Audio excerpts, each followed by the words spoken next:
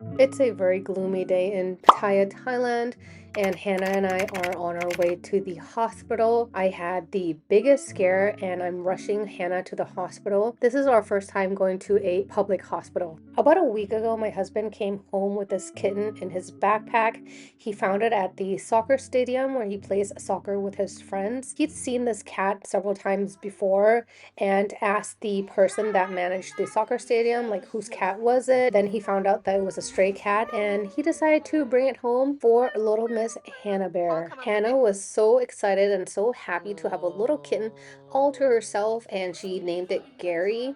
We gave him a shower. The next day we took him to the vet. Unfortunately, he had some type of virus or something and he couldn't get vaccinated. He had to take some medication for about a week. Then we took him back to the vet to get his vaccination. However, during the car ride, Gary scratched Hannah on her hand. The vet saw the scratch and recommended us to go to the hospital. At first, I took Hannah to a clinic that was close by to the vet's office and got a first opinion. The clinic said that unfortunately they didn't have the rabies vaccine and they recommended us to go to a public hospital that was nearby. By the way, we live in Hawaii and the public hospital that we went to is about 15 minutes away from our house. The hospital is called Longpayaban Wat Yan or Wat Yan Hospital, which is close to Silver Lake. And to be honest, I was pleasantly surprised regarding the facilities and the area and everything. Most of the time we stick to private hospitals because we feel like the care is better.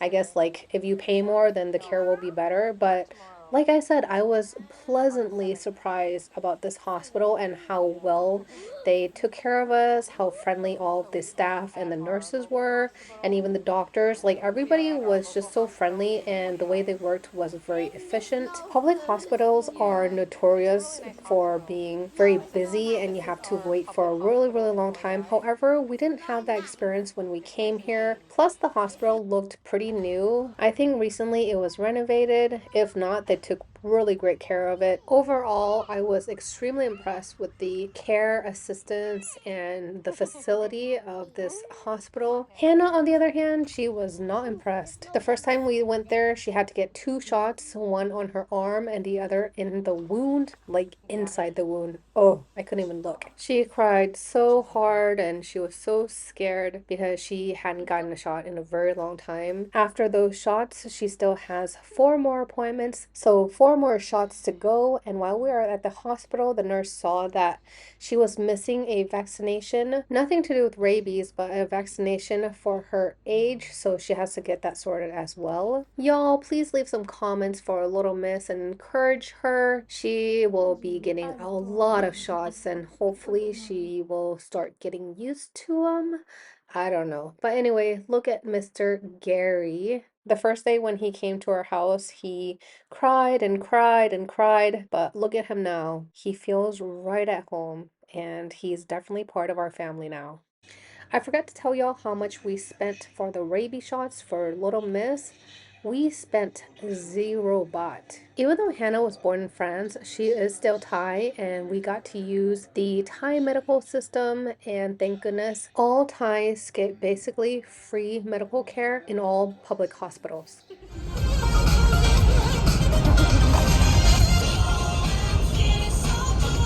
We are back in the village and there is so much to do here. We can never get bored, but sometimes it is a little bit overwhelming with the amount of stuff that we need to get done. We have to take it one project at a time, otherwise it will just seem impossible. And today's project is to put together these drawers that I got off of Shopee. This is the first time purchasing furniture off of Shopee. I've purchased many things on Shopee, but this is the first time to purchase furniture. To be honest, this was not a very great experience. It took so long to get delivered and it got delivered after we already left while we were there on our previous trip, and it has been sitting in the house for quite some time. Unfortunately, I couldn't return it anymore and I'm so sad because the quality is so crappy. Sorry to say that, but it really is. It feels like cardboard, and I don't know how long this will last, but I'm gonna try to do something to make it better if that's even possible, but I will try my very best. And look at what we got today, our big American fridge. I also bought this off of Shopee, and I made sure that we were here when it got delivered because I wanted to make sure that the fridge actually worked, because this was a pretty big purchase and I didn't want to have any problem.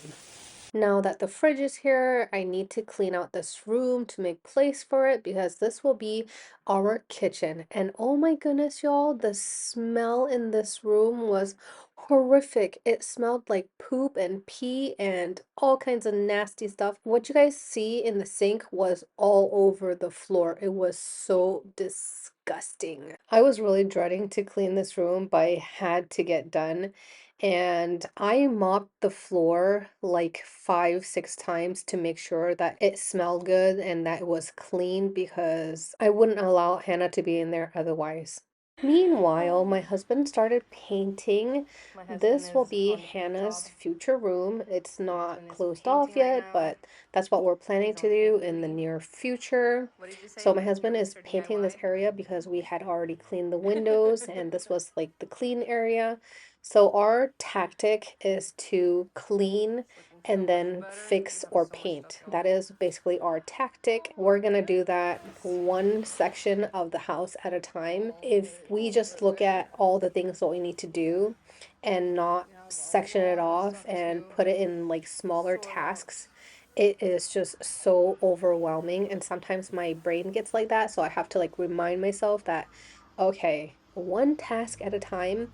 And I'm so happy that we're getting things done slowly but surely. Every time I tell my friends about the farmhouse endeavor that we have gotten ourselves into, they're like, why are y'all doing it yourself? Why didn't you just hire somebody to do it for you? Because it's a lot of work, obviously. But I'm like, well, first of all, we have a tight budget. And second of all, we're trying to learn new skills and we're trying to be better at things, like handy things that we're not used to. But this house is like our learning center and we just want to acquire new skills. And yes, Mr. Gary, or should we call him Sir Gary, came with us on the trip and he just farted on my husband and he was like, oh my goodness, this cat smells so bad. Once my husband was done painting, we went to Mr. DIY and got some spray foam to close off the gap between the roof and the wall. This was really important to keep this room clean because there would be bugs and rats and lizards and all kinds of pests that would come into the house basically and make the house dirty. Our goal is to close off any gap or any holes and try to keep all the pests outside, especially in this room because this will be our kitchen and it's so important to keep the kitchen nice and clean. The spray foam is a bit of an eyesore and hopefully we'll get that fixed, but I'd rather have the spray foam than have bugs and whatever in our kitchen. And y'all, I am fixing up all the gaps on our wall. Like I said, we're trying to close off all the holes. When we were here during the dry season, the bug problem wasn't like a huge issue, but now that it's starting to be the rainy season, we've seen a huge difference and a huge increase of bugs and pests, and we're gonna try to keep that outside the best we can. And the tools that we have is very limited, so I'm working with what we have. There were so many cracks on the walls. I'm not sure what's from. Perhaps the house shifted or the cracks happened during the earthquake. I'm not quite sure, but I'm so glad that we got everything closed off and cleaned and sorted. And this is what our kitchen is looking like at the moment. Nothing luxurious, but at least it's nice and clean and functional. We've been coming to the village more and more often because of the farmhouse and our homestead project. And the more we come, the more I'm falling in love with this area because of how peaceful and quiet and laid back it is. It's a big difference compared to Pattaya, where it's quite busy. Not as busy as Bangkok, but it is still pretty busy and hectic. This is just the polar opposite of that. And it's so nice to have my kids spend time with my family. I know my mom really enjoys seeing her grandchildren. I feel like it's extremely hard to stay connected and stay involved when we live in different provinces. We live about 4.5 hours apart, and we haven't made a lot of time to come to the village until now. And I'm so glad that we made this change in our life, because everybody is getting older, and the older we get, the more precious time becomes, because time is very limited. I think the most important thing in life is connection, making memories. I'm so glad that the girls got to spend some of their summer vacation in the village and enjoyed the company of their grandma. My mom is starting to get old, and who knows how much longer she's gonna be with us. So I'm really happy that we got to spend time with her. And on the sad note, this is the last footage of Rocky. Unfortunately, Rocky passed away, and I'll tell you more in the next video.